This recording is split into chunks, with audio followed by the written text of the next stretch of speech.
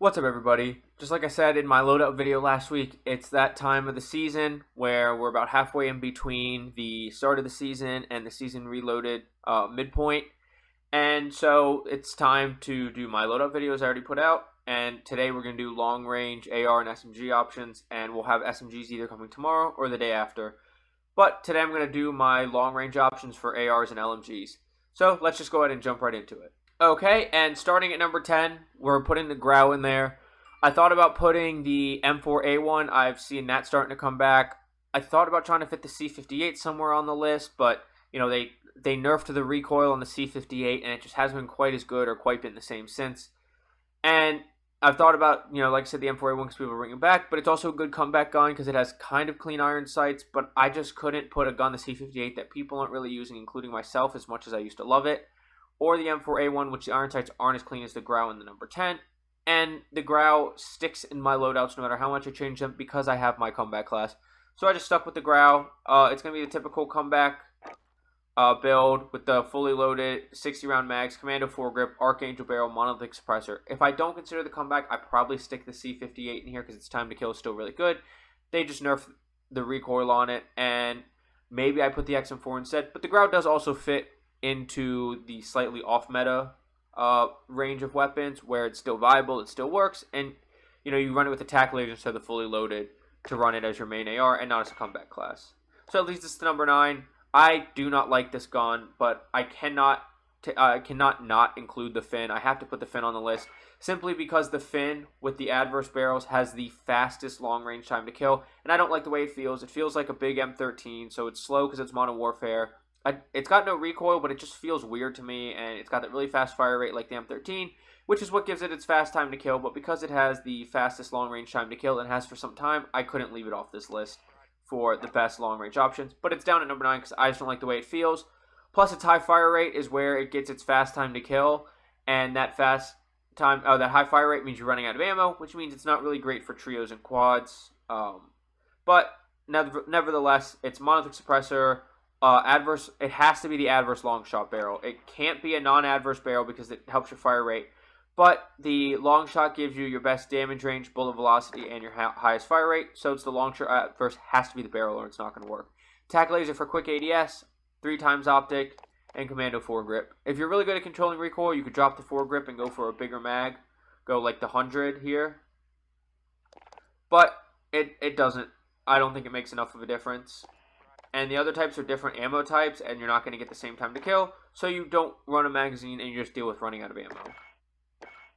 Number 8, the Stoner. I know the Stoner used to be very high up on my list, but they nerfed the time to pull out the Stoner, the time to raise the Stoner, when you switch to it. I mean, they just completely slowed down this gun, as well as nerfing the recoil also, so it just isn't as good. I mean, it's still got a faster time to kill than one of the LMGs that I still have coming on this list, but it's got more recoil, it's slower to pull out, to switch to, and aim down sight, so it's just not as good, and it only has a faster time to kill if you're hitting headshots, but not chest, stomach, and limb shots, so it moved way down the list from where it was. If you've watched my videos, or you paid attention to weapon changes, you could probably figure out what LMG I'm talking about. That used to be ranked lower than it, and now I have ranked higher than it.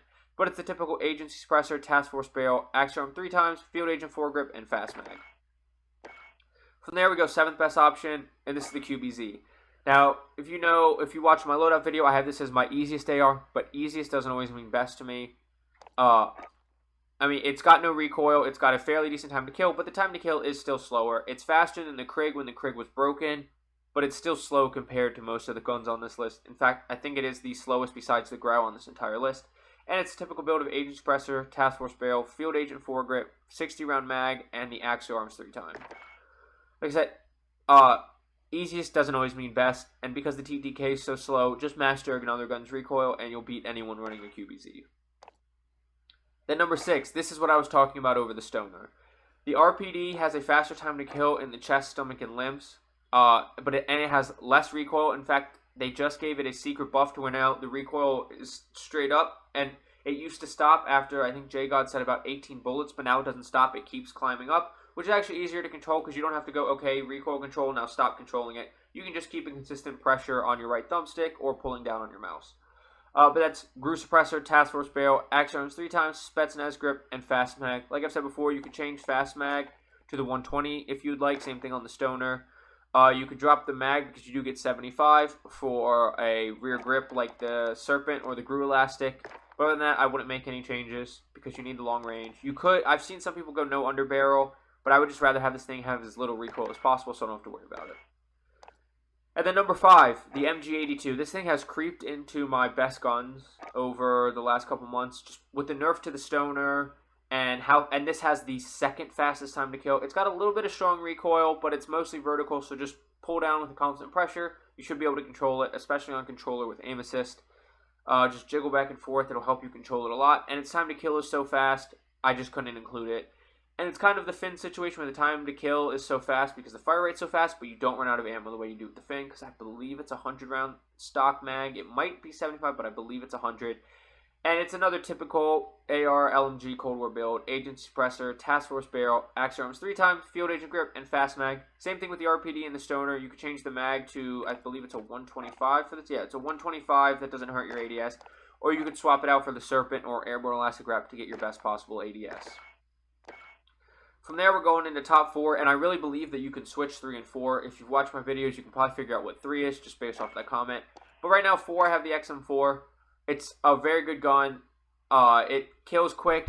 Once you master the recoil is not too bad at all. It's definitely not as strong as what I have listed at number 2, and it's different but comparable in how hard it is to control to the number 3 on this list. And once again, it's typical Agency Suppressor, Task Force Barrel, Field Agent 4-grip, 60-round mag, and Axial Arms 3 times. Number 3, like I said, you could switch this in with number 4, but we have the Cold War AK at number 3. I think the XM4 and the AK is just kind of preference. I also think the C58 could fit somewhere with these because they have a similar time to kill and similar recoil strength, but I couldn't include these two and include the C58. I'd be leaving off too much other stuff, and the C58 unfortunately got cut because it just doesn't have the up-close time to kill that the AK and the XM4 do. And that makes the XM4 and the AK more viable because if you get caught up close or you want to run these as a sniper support, that's very possible. But for long range, it's Grau Suppressor, Spetsnaz RPK Barrel, Axial Arms 3 times, Spetsnaz Grip, and the 60-round mag.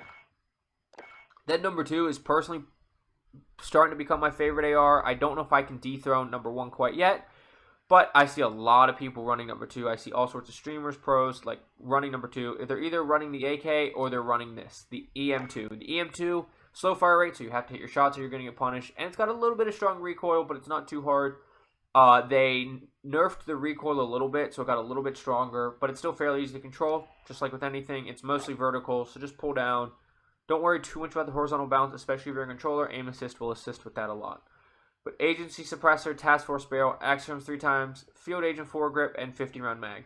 On the AK, the EM2, and the XM4, you could go for the 40 or 45, depending on which gun you have. The EM2 is 40, the other two are 45. You could run those to not hurt your ADS, especially in the EM2. That's enough damage per mag that you can wipe a whole team. You just have to be hitting all your shots. I like the forgiveness of the 50, and it doesn't hurt your ADS too much.